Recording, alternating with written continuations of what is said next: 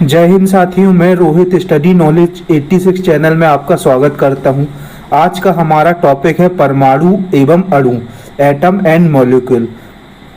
आज हम परमाणु एवं अणु से संबंधित प्रीवियस ईयर में आए हुए समस्त प्रश्नों को डिस्कस करेंगे और क्या नए संभावित प्रश्न बन सकते हैं यह भी जानेंगे। परमाणु क्या होता है, अणु क्या होता है, आणविक द्रव्यमान क्या है, मोलर द्रव्यमान क्या है, आणविक द्रव्यमान और मोलर द्रव्यमान से किस तरह के न्यूमेरिकल प्रीवियस ईयर पेपरों में पूछे गए हैं और अभी किस तरह के प्रश्न उससे बन सकते हैं, क्या नए संभावित प्रश्न बन सकते हैं। इन सभी प्रश्नों के उत्तर हम इस वीडियो में जानेंगे और बहुत ही डिटेल में इनका अध्ययन करेंगे। और परमाणु और अणु को पढ़ना क्यों आवश्यक है, इसका हमारे दैनिक जीवन से क्या संबंध है, इन सभी प्रश्नों के उत्तर आज हम इस वीडियो में देखेंगे। तो चलिए वीडियो को शुरू करते हैं। तो सबसे पहले हम शुरू करेंगे परमाणु। परमाणु शब्द का मतलब क्या है या यह शब्द आया कहाँ से है। हम जानते हैं कि यह समस्त ब्रह्मांड, यहाँ तक कि हम भी, सब कुछ परमाणु से ही मिलकर बना है। तो परमाणु अर्थात परम अणु अर्थात ऐसा कण जो कि अविभाज्य हो। उसी तरह एटम शब्द भी एटामान शब्द से बना है जिसका अर्थ होता है अविभाज्य। लेकिन हम जिसे परमाणु या एटम कहते हैं वह अविभाज्य नहीं है, यह भी हम जान चुके हैं। तो पहले हम परमाणु की चर्चा करेंगे, उसके बाद अणु की, फिर मोलर द्रव्यमान, आणविक द्रव्यमान, इन सभी के बारे में हम डिटेल में चर्चा करेंगे। तो सभी तत्व, इस ब्रह्मांड के सभी तत्व, यौगिक और मिश्रण, सब कुछ सूक्ष्म कणों से मिलकर बना है। अर्थात किसी पदार्थ का सबसे सूक्ष्मतम कण जो विभाजित नहीं किया जा सकता परमाणु कहलाता है। परमाणु स्वतंत्र अवस्था में नहीं पाए जाते। परमाणु बहुत ही छोटे होते हैं, कि इतने छोटे होते हैं कि इन्हें नापना या इनकी यूनिट बनाना भी मुमकिन नहीं है। फिर भी परमाणु का आकार लगभग 10⁻⁻10 मीटर, आप सोच सकते हैं कितना छोटा होगा, या 100 पिकोमीटर। पिकोमीटर लंबाई नापने की ही सबसे छोटी यूनिट होती है। आपको यह ध्यान रखना है, प्रश्न पूछा जा चुका है पेपर में। तो परमाणु 10⁻⁻10 मीटर है, 100 पिकोमीटर अर्थात 1 मीटर का 10 अरबवां भाग होता है। अब 1 मीटर का 10 अरबवां भाग, यह भी हमें याद रखना की जरूरत है। क्यों है जरूरत, तो देखिए, एक बार अभी 2016 के सेट में लेवल स्पेक्टर में यह प्रश्न पूछा गया था कि 1 नैनो सेकेंड बराबर होता है 1 सेकेंड का 1 अरबवां हिस्सा, 1 सेकेंड का 10 अरबवां हिस्सा, 1 सेकेंड का 1 करोड़वां हिस्सा, या 1 सेकेंड का 1 लाखवां हिस्सा। तो आपको इन सभी प्रश्नों के उत्तर देने के लिए थोड़ा सा सामान्य नॉलेज भी रखना आवश्यक है। कि जैसे आपको पता है कि 1 लाख में 5 शून्य होते हैं, फिर 1 करोड़ में 7 शून्य होते हैं, इसी प्रकार 1 अरब में 9 शून्य होते हैं, और 1 खरब में 11 जीरो होते हैं। तो इससे हमें फायदा क्या है, तो यदि आपको पता है कि 1 नैनो सेकेंड, ज़्यादातर लोगों को लगभग पता रहता है 1 नैनो सेकेंड मतलब 10⁻⁹ तो आप इस 9 से समझ सकते हैं 9 मतलब कितने जीरो, 9 जीरो अर्थात 1 सेकेंड का कौन सा हिस्सा हो जाएगा, 9 जीरो अर्थात 1 अरबवां हिस्सा। इसी प्रकार परमाणु का आकार कितना होता है, 1 मीटर का 10 अरबवां भाग अर्थात 10⁻⁻10, क्योंकि 10 अरब में कितने जीरो होते हैं, 10 जीरो होते हैं। तो छोटे से कॉमन सेंस से भी आप आंसर दे सकते हैं, क्योंकि आपसे प्रश्न किसी भी तरह से बनाकर पूछा जा सकता है। अभी हाल ही में एक डिबेट में एक बीजेपी के प्रवक्ता से पूछा गया कि 1 ट्रिलियन में कितने जीरो होते हैं, लेकिन वह जवाब नहीं दे पाए और उन्होंने प्रश्न को घुमा दिया कि जाके राहुल गांधी से पूछिए। तो हम ऐसे पॉलिटिक्स से नहीं जोड़ेंगे, मैं आपको सिर्फ एग्जांपल दे रहा हूँ कि आपको ये छोटे छोटे सामान्य नॉलेज होना चाहिए कि 1 बिलियन में कितने जीरो होते हैं, 1 मिलियन में कितने जीरो होते हैं और 1 ट्रिलियन में कितने जीरो होते हैं। तो आपको ध्यान रखना है कि 1 ट्रिलियन में कितने जीरो होते हैं, 12 जीरो होते हैं। इसी प्रकार 1 बिलियन में कितने जीरो होते हैं, 9 जीरो होते हैं। इसी प्रकार 1 मिलियन में कितने जीरो होते हैं, 6। तो इंग्लिश में मिलियन, बिलियन और ट्रिलियन ये 3 शब्द चलते हैं, तो इनमें 3 जीरो प्लस होते हैं। 1 मिलियन में लगभग सबको पता होता है कि 6 जीरो होते हैं। 1 मिलियन मतलब 10 लाख, तो 1 बिलियन आप 3 जीरो और जोड़ दीजिए तो 1 बिलियन में 9 जीरो। इसी प्रकार 1 ट्रिलियन में 12 जीरो। इसी प्रकार हिंदी में 1 लाख में 5 जीरो होते हैं, करोड़ में 2, इसमें 2 जीरो जोड़ते जाते। करोड़ में तो 7 जीरो होंगे, अगर अरब की बात करेगा तो 2 और जोड़ दीजिए, 9 जीरो होंगे, और खरब की बात करेगा तो 11 जीरो हो जाएंगे। तो आपको यह नॉलेज होना चाहिए। चलिए आगे बढ़ते हैं। तो जैसा कि हमने जाना कि परमाणु क्या है, अब सवाल ये आता है क्या परमाणु केंद्र ही मूलभूत है, अर्थात क्या परमाणु से छोटा कुछ भी नहीं। तो परमाणु केंद्र बहुत ही छोटे, ठोस और घने थे, इसलिए वैज्ञानिकों को शुरुआत में यह लगा कि परमाणु केंद्र ही मूलभूत होना चाहिए। लेकिन धीरे धीरे जैसे खोज होती गई तो बाद में पता चला कि परमाणु भी 3 कणों से मिलकर बना है, धनात्मक, ऋणात्मक और न्यूट्रॉन, उदासीन कणों से मिलकर बना है। तो अब ये धनात्मक, ऋणात्मक ये कैसे तय किया गया, उदासीन कण ये कैसे तय किया गया। तो धनात्मक कणों को ही क्या नाम दिया गया, प्रोटॉन नाम दिया गया। इलेक्ट्रॉन को, ऋणात्मक तत्वों को इलेक्ट्रॉन नाम दिया गया। इलेक्ट्रॉन की खोज किसने की थी, मैं आपको पिछले वीडियो में ट्रिक बता चुका हूं इसके लिए, ईंट पर नाच, ईंट पर नाच।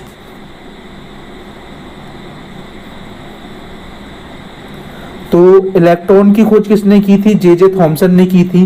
प्रोटॉन की खोज किसने की थी, रदरफोर्ड ने की थी। और न्यूट्रॉन की खोज किसने की थी, चैडविक ने की थी। तो आपको याद रखना है, आप मेरा पिछला वीडियो जाके देखिए, इलेक्ट्रॉन, प्रोटॉन, न्यूट्रॉन को मैंने बहुत ही अच्छे से और डिटेल में आपको याद करवाया था, और इसकी सारी बेसिक चीजें मैंने आपको बताई थी जो पेपर में आती हैं, कि उस पर कितना आवेश होता है, क्यों होता है, उसका द्रव्यमान कितना होता है ना, सारी चीजें मैंने आपको बताई थी। तो धनात्मक और ऋणात्मक, तो हम यह सभी जानते हैं कि इस ब्रह्मांड में जितने भी पिंड हैं तो वह या तो एक दूसरे को अपनी ओर आकर्षित करते हैं या प्रतिकर्षित करते हैं या उदासीन होते हैं। तो हालांकि सब में जो अट्रैक्शन फोर्स है वो अलग अलग अमाउंट में होता है। तो जो कण आकर्षित करते हैं उन्हें धनात्मक बोला गया, जो प्रतिकर्षित करते हैं उन्हें ऋणात्मक बोला गया। अब ये कैसे डिसाइड किया गया, क्यों डिसाइड किया गया, आगे हम जानेंगे। तो जैसा कि हम देख सकते हैं कि ये परमाणु की संरचना है और इसमें अंदर क्या है, प्रोटॉन और न्यूट्रॉन है। तो प्रोटॉन और न्यूट्रॉन है और इसके चारों ओर क्या चक्कर लगा रहा है, इलेक्ट्रॉन चक्कर लगा रहा है। तो प्रोटॉन, चूंकि प्रोटॉन कैसा होता है, धनात्मक होता है, तो यह इलेक्ट्रॉन को आकर्षित करता है, इसलिए इलेक्ट्रॉन इसके चारों ओर क्या लगाता है, चक्कर लगाता है। इलेक्ट्रॉन में नेगेटिव चार्ज होता है, पॉजिटिव चार्ज हमेशा नेगेटिव चार्ज को क्या करता है, आकर्षित करता है। तो ये वैसा ही है जैसा सूर्य केंद्र में होता है और सभी ग्रह उसके चारों ओर चक्कर लगाते हैं। तो अब लोग सवाल करते हैं कि जब सूर्य आकर्षित करता है सभी ग्रहों को तो ये उससे जाके चिपक क्यों नहीं जाते। तो अट्रैक्शन फोर्स तो होता है लेकिन इतना नहीं होता कि वह उसको अपने पास खींच सके। तो उस पर उसका प्रभाव तो पड़ता है और उसी प्रभाव के कारण वह उसके राउंड राउंड क्या लगाने लगता है, चक्कर लगाने लगता है। अब हम और डिटेल में नहीं जाएंगे, इसके और भी रीजन होते हैं कि पृथ्वी सूर्य के चक्कर क्यों लगाती है, सभी ग्रह सूर्य के चक्कर क्यों लगाते हैं, यह हम आगे फिर बाद में डिटेल में समझेंगे। तो चलिए आगे बढ़ते हैं। तो क्या परमाणु केंद्र मूलभूत है, तो हमने जाना कि नहीं, परमाणु भी प्रोटॉन, इलेक्ट्रॉन और न्यूट्रॉन से मिलकर बना है। प्रोटॉन धनात्मक होते हैं, इलेक्ट्रॉन ऋणात्मक होते हैं और न्यूट्रॉन उदासीन होते हैं। तो अब क्या, और इसमें भी हमने यह जाना कि जो भी परमाणु है, परमाणु के नाभिक में क्या होते हैं, प्रोटॉन प्लस न्यूट्रॉन होते हैं, जबकि इलेक्ट्रॉन उसके चारों ओर क्या लगाता है, चक्कर लगाता है। लेकिन क्या प्रोटॉन और न्यूट्रॉन ही मूलभूत है, मतलब यही ओरिजिन है? तो नहीं। अब भौतिक शास्त्रियों ने यह पाया है कि प्रोटॉन तथा न्यूट्रॉन भी छोटे कणों से मिलकर बने हैं, जिन्हें क्वार्क नाम से जाना जाता है। तो हमारी अब तक की जानकारी के अनुसार क्वार्क एक ज्यामिति में बिंदु के जैसे है, और ये क्वार्क किसी से भी नहीं बने हैं। अभी तक हमारी खोज यहीं तक पहुंची है। इस सिद्धांत की कड़ी जांच के बाद वैज्ञानिक मानते हैं कि क्वार्क तथा इलेक्ट्रॉन कुछ अन्य कणों के साथ मूलभूत हैं। तो इलेक्ट्रॉन केंद्र के चारों ओर गतिशील रहते हैं, प्रोटॉन और न्यूट्रॉन केंद्र के अंतर हिलते डुलते रहते हैं, और क्वार्क न्यूट्रॉन और प्रोटॉन के अंदर हिलते डुलते रहते हैं। तो हमने देखा पहले यह माना जाता था कि परमाणु से छोटा कुछ भी नहीं है, लेकिन बाद में पता चला कि परमाणु भी इलेक्ट्रॉन, प्रोटॉन और न्यूट्रॉन से मिलकर बना है। फिर अब धीरे धीरे वैज्ञानिकों ने यह जाना कि प्रोटॉन और न्यूट्रॉन नाभिक में रहते हैं और इलेक्ट्रॉन उसके चारों ओर चक्कर लगाते हैं। फिर प्रोटॉन और न्यूट्रॉन भी किससे मिलकर बने हैं? क्वार्क से मिलकर बने हैं। तो हमारी अब तक की खोज के अनुसार हमने ये जाना कि परमाणु क्या है। परमाणु प्रोटॉन, इलेक्ट्रॉन, न्यूट्रॉन से मिलकर बने हैं। प्रोटॉन धनात्मक होता है, इलेक्ट्रॉन ऋणात्मक, न्यूट्रॉन उदासीन होता है। यह कैसे तय किया जाता है? फिर प्रोटॉन और न्यूट्रॉन किससे मिलकर बना है? क्वार्क से मिलकर बना है। और हमने ये देखा कि परमाणु के अंदर प्रोटॉन और न्यूट्रॉन हिलते डुलते रहते हैं, और प्रोटॉन और न्यूट्रॉन के अंदर क्वार्क हिलता डुलता रहता है। तो चलिए आगे बढ़ते हैं। अब हम बात करेंगे या चर्चा करेंगे परमाणु के इतिहास के बारे में, कि कैसे कैसे परमाणु के बारे में चर्चा की गई या बात की गई। तो सबसे पहले परमाणु की विषय में जानकारी मिलती है महर्षि कणाद से। महर्षि कणाद, तो यह लगभग आज से 2600 ईसा पूर्व लगभग इनका जन्म हुआ था। तो लगभग 500 बीसी में। तो इन्होंने यह कहा कि यदि हम द्रव्य को विभाजित करते जाएं तो हमें छोटे छोटे कण प्राप्त होते जाएंगे, तथा अंत में एक सीमा आएगी जब प्राप्त कण को पुनः विभाजित नहीं किया जा सकेगा, अर्थात वह सूक्ष्मतम कण अविभाज्य रहेगा। इसे ही उन्होंने क्या कहा? परमाणु कहा। तो यह जानकारी क्या हमें कैसे मिलती है? क्या बस ऐसे लिख दिया गया है या भारतीयों की वाहवाही के लिए? ऐसा नहीं है। आपने जीके में पढ़ते होंगे कि वैशेषिक दर्शन के प्रतिपादक कौन है? तो महर्षि कणाद। महर्षि कणाद कौन है?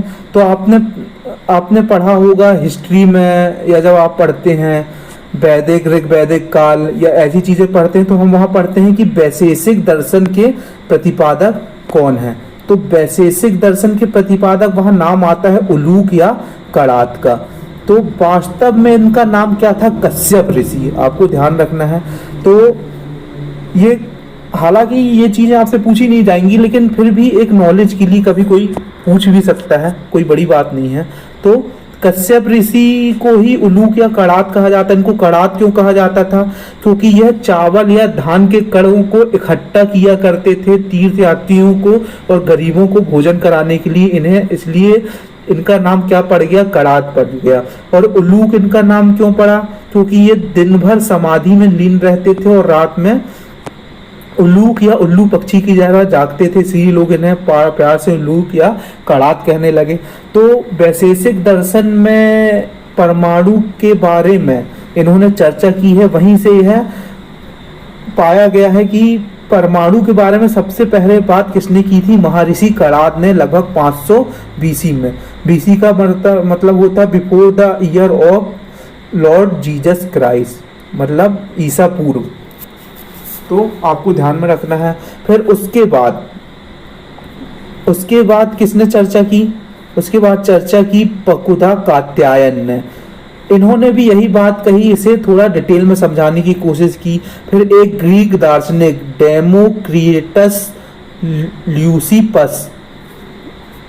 डेमोक्रिटस और ल्यूसिपस ने भी यही बात की।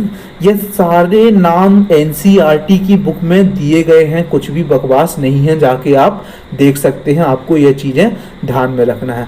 तो 18वीं सदी के अंत तक आपको ध्यान रखना है कि 18वीं सदी जो थी बहुत ही रेवोल्यूशन या क्रांति वाली सदी थी, क्योंकि यहाँ लोग लॉजिकल बात करने लगे थे, जो भी अंधविश्वास था उससे दूर होने लगे थे, हर चीज में लॉजिक ढूंढने लगे थे। कि जैसे पहले बोला जाता था कि बिजली का चमकना मतलब ईश्वर का प्रकोप है, वहाँ के चर्च या पोप या पादरी ये बोला करते थे। लेकिन धीरे धीरे जे जे थॉमसन आए, रदरफोर्ड आए, इन्होंने इस बात को नकारा और यह साबित करके बताया कि बिजली का चमकना कोई ईश्वर प्रकोप नहीं है, बल्कि यह मनुष्य जाति के लिए एक बहुत बड़ा वरदान है। फिर उन्होंने ऐसा माहौल क्रिएट किया कि वही चीज़ लेबोरेटरी में भी की जा सके। फिर इसी तरह इलेक्ट्रिसिटी का आविष्कार भी यहीं से शुरू होता है। तो अब हम ज़्यादा इसमें बकवास नहीं करेंगे और अपने काम की चीज़ें देखेंगे। तो चलिए आगे बढ़ते हैं। तो 18वीं सदी के अंत तक वैज्ञानिकों ने तत्वों और यौगिकों के बीच भेद करने को समझ लिया था। अब हम जानते हैं कि 18वीं सदी के आसपास एंटोनी लेवोजियर, रसायन विज्ञान के पिता, है ना, फादर ऑफ केमिस्ट्री किसको बोला जाता है? एंटोनी लेवोजियर को, ने रासायनिक संयोजन के दो नियम दिए थे, द्रव्यमान संरक्षण का नियम और स्थिर अनुपात का नियम। तो द्रव्यमान संरक्षण का नियम किसने दिया है? एंटोनी लेवोजियर ने। द्रव्यमान संरक्षण के नियम से आप सब लोग परिचित हैं ही कि ऊर्जा को ना तो उत्पन्न किया जा सकता है ना तो नष्ट किया जा सकता है, केवल इसकी स्थिति और रूप में परिवर्तन किया जा सकता है। फिर स्थिर अनुपात का नियम किसने दिया? वैज्ञानिक प्राउट ने दिया है। पेपर में प्रश्न पूछा जा चुका है कि स्थिर अनुपात का नियम किसने दिया था, आपको याद रखना किसने दिया था? प्राउट नामक वैज्ञानिक ने दिया था, लेवोजियर के साथ मिलकर।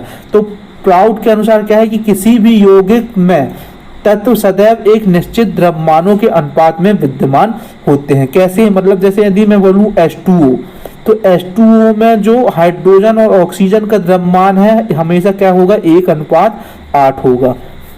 अर्थात यदि मैं 9 ग्राम जल लूं तो उसमें 1 ग्राम हाइड्रोजन होगी और 8 ग्राम क्या होगी? ऑक्सीजन होगी। तो आप समझ चुके हैं। तो चलिए आगे बढ़ते हैं। फिर उसके बाद कौन आए? John Dalton. इन्होंने ही क्या दिया? परमाणु सिद्धांत दिया। तो इन्होंने कोई नई बात नहीं कही, बल्कि एक्चुअल में जो पहले थे तो उनका कोई प्रामाणिक साक्ष्य या उन्होंने कुछ ऐसा एग्जाम्पल या कुछ ऐसा प्रूफ नहीं दिया है। तो जॉन डाल्टन आए और इन्होंने कुछ एग्जाम्पल्स के थ्रू या कुछ थ्योरी के थ्रू या लॉजिक के थ्रू यह समझाया कि सबसे छोटी इकाई क्या होती है? परमाणु होती है, और परमाणु सिद्धांत का क्या किया? प्रतिपादन किया। तो जॉन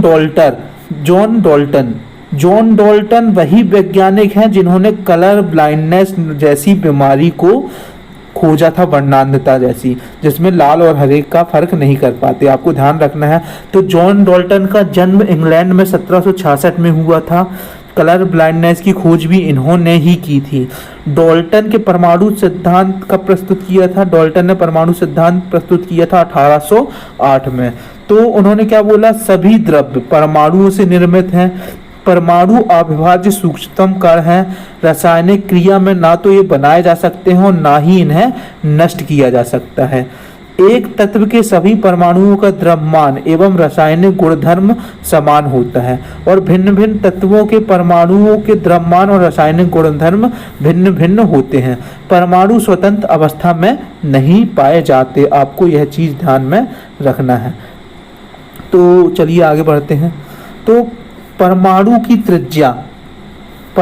त्रिज्या या परमाणु का आकार भी आप बोल सकते हैं, किसमें नापते हैं? तो यह नैनोमीटर में नापा जाता है। तो 1 नैनोमीटर बराबर होता है 10 की घात -9 मीटर, और 1 मीटर बराबर क्या होता है? 10 की घात 9 नैनोमीटर। तो कुछ हम जानते हैं, जैसे एग्जाम्पल लेते हैं कि जैसे हाइड्रोजन परमाणु की त्रिज्या क्या होती है? 10 की घात -10 मीटर। इसी प्रकार जल अणु की त्रिज्या कितनी होगी? 10 की घात -9। हीमोग्लोबिन की त्रिज्या 10 की घात -8। रेत कण की त्रिज्या 10 की घात -4। चींटी की त्रिज्या कितनी होगी? 10 की घात -2 या कहीं कहीं 10 की घात -3 भी मिला, आपको लिखा मिलेगा। तो यह सारे एग्जाम्पल एनसीईआरटी की बुक में दिए, इसलिए बहुत इंपॉर्टेंट है, आपको यह चीज याद रखना है। जो परमाणु सिद्धांत किसने दिया? जॉन डाल्टन ने दिया। कब दिया? 1808 में दिया। डाल्टन के परमाणु सिद्धांत के बाद ही द्रव्यमान संरक्षण के नियम और निश्चित अनुपात नियम की युक्ति संगत व्याख्या हो पाई, आपको ध्यान रखना है। तो चलिए आगे बढ़ते हैं। डाल्टन ही मात्र एक ऐसे वैज्ञानिकों थे जिन्होंने तत्वों को प्रतीक के रूप में प्रयोग करना चालू किया, एक विशिष्ट प्रतीक के रूप में प्रयोग करना चालू किया। जैसे हम देख सकते हैं कि हाइड्रोजन के लिए उन्होंने इस तरह का एक चिन्ह बनाया, क्योंकि हम जानते हैं हाइड्रोजन का एटॉमिक नंबर कितना होता है? 1 होता है, उसमें प्रोटॉन की संख्या 1 होती है।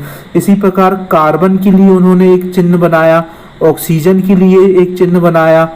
आप देख सकते हैं फॉस्फोरस, यह प्रश्न पूछे जा चुके हैं, आप पूछे जा सकते हैं पेपर में।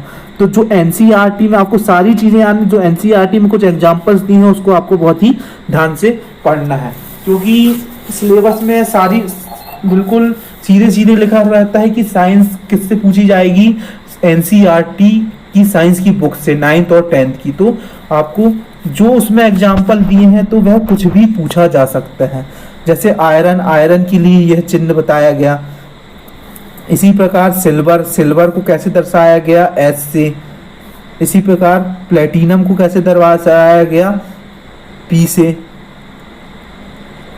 और एक राउंड लगा दिया गया।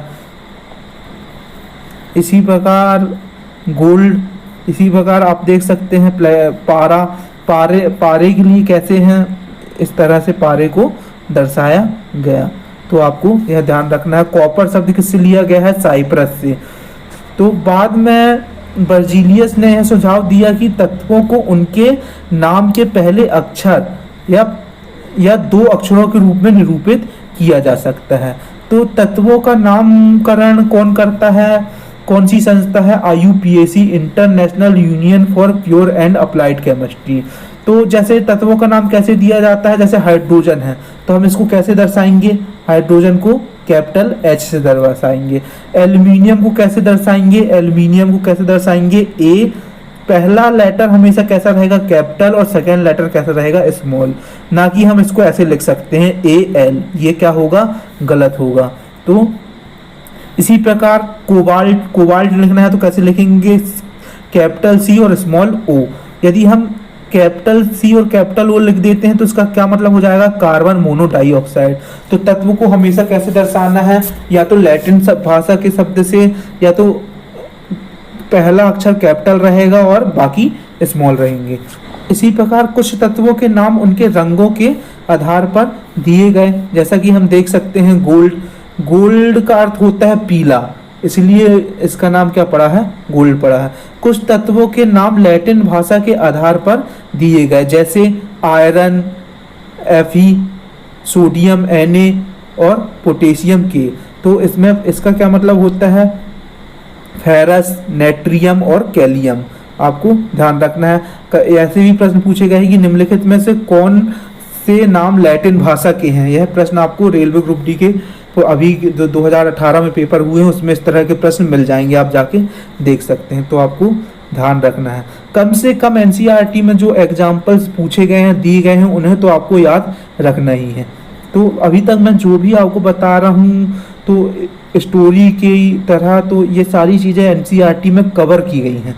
तो आपसे कुछ भी पूछा जा सकता है, आपको ध्यान में रखना है। आपको कैसे पढ़ना है यह मैं आपको बताने की कोशिश कर रहा हूँ। तो चलिए आगे बढ़ते हैं। तो अब एंटोनी लेवोजियर ने, हम जानते हैं कि रासायनिक संयोजन के 2 नियम दिए, द्रव्यमान संरक्षण का नियम और स्थिर अनुपात का नियम। तो द्रव्यमान संरक्षण का नियम क्या है? किसी भी रासायनिक अभिक्रिया में द्रव्यमान को ना तो सृजित किया जा सकता है, ना ही इसका विनाश किया जा सकता है। यह नियम किसने दिया? यह नियम दिया लेवोजियर, एंटोनी लेवोजियर ने।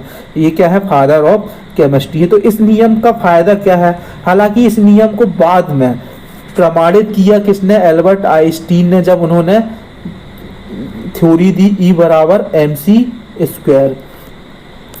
MC स्क्वायर में आपको याद रखना है कि इसमें पेपर में कई बार C का मतलब पूछा जा चुका है। तो C का क्या मतलब होता है MC स्क्वायर में, ये तो लोग जानते हैं कि M मतलब क्या, मास, E मतलब एनर्जी, और C का क्या मतलब होता है, स्पीड ऑफ लाइट। आपको ध्यान में रखना, यह पेपर में कई बार प्रश्न पूछा जा चुका है। E बराबर MC स्क्वायर में C का क्या मतलब है, तो स्पीड ऑफ लाइट। अगर मैं सरल शब्दों में इसको बोलूं, बिल्कुल सरल शब्दों में, जो आइंस्टीन ने समझाने की कोशिश की, उन्होंने बताया ऊर्जा और पदार्थ एक ही सिक्के के दो पहलू हैं। अर्थात ऊर्जा और द्रव्यमान क्या है, एक ही सिक्के के दो पहलू हैं। अर्थात ऊर्जा को पदार्थ में परिवर्तित किया जा सकता है और पदार्थ को ऊर्जा में परिवर्तित किया जा सकता है ना। इसे नष्ट नहीं किया जा सकता, केवल इसकी स्थिति और रूप में ही परिवर्तन किया जा सकता है। इसका हमें फायदा क्या हुआ, तो आपने देखा होगा कि ऊर्जा के रूप को परिवर्तित किया जा सकता है। जैसे मैकेनिकल को इलेक्ट्रिकल में परिवर्तित कर देता है डायनेमो, प्रकाश ऊर्जा को विद्युत ऊर्जा में परिवर्तित कर देते हैं सोलर सेल। ऐसे ही बहुत सारे उपकरण हैं। रासायनिक ऊर्जा को प्रकाश ऊर्जा में परिवर्तित किया जाता है सेलों के माध्यम से, है ना, ट्यूबलाइट्स, बल्ब के माध्यम से। तो यह इसी नियम का परिणाम है। तो छोटे छोटे नियम भी बहुत ही बड़े रेवोल्यूशन साबित होते हैं साइंस में। तो चलिए आगे बढ़ते हैं। स्थिर अनुपात का नियम आप सब जानते हैं। स्थिर अनुपात का नियम यौगिक दो या दो से अधिक तत्वों का एक निश्चित अनुपात होता है। इन तत्वों का अनुपात स्थिर होता है, चाहे वह किसी भी स्थान से प्राप्त किया गया हो। जैसे जल है, चाहे वह किसी भी स्थान से प्राप्त किया जाए, उसमें द्रव्यमान का अनुपात निश्चित ही होगा, अथवा किसी ने भी उसे बनाया हो। जैसे हाइड्रोजन और ऑक्सीजन से मिलकर जल बनता है, उसमें हमेशा द्रव्यमानों का अनुपात क्या होगा, 1:8 होगा। अर्थात यदि 9 ग्राम जल लिया जाए तो उसमें 1 ग्राम हाइड्रोजन तथा 8 ग्राम ऑक्सीजन होगी। इसी प्रकार आप देख सकते हैं NH3 अमोनिया, नाइट्रोजन और हाइड्रोजन का अनुपात कितना होता है, 14:3 होता है। तो चलिए आगे बढ़ते हैं। तो हमने देखा परमाणु क्या है, कैसे बना, इसकी हिस्ट्री क्या है, प्रोटॉन, इलेक्ट्रॉन, न्यूट्रॉन क्या होते हैं, क्या यह मूलभूत कण हैं, क्या प्रोटॉन और न्यूट्रॉन भी कुछ किसी चीज से मिलकर बने हैं, किसी कण से मिलकर बने हैं। अब हम जानेंगे कि परमाणु द्रव्यमान क्या है। परमाणु द्रव्यमान जानने से पहले आपको यह जानना बहुत जरूरी है कि द्रव्यमान क्या है। तो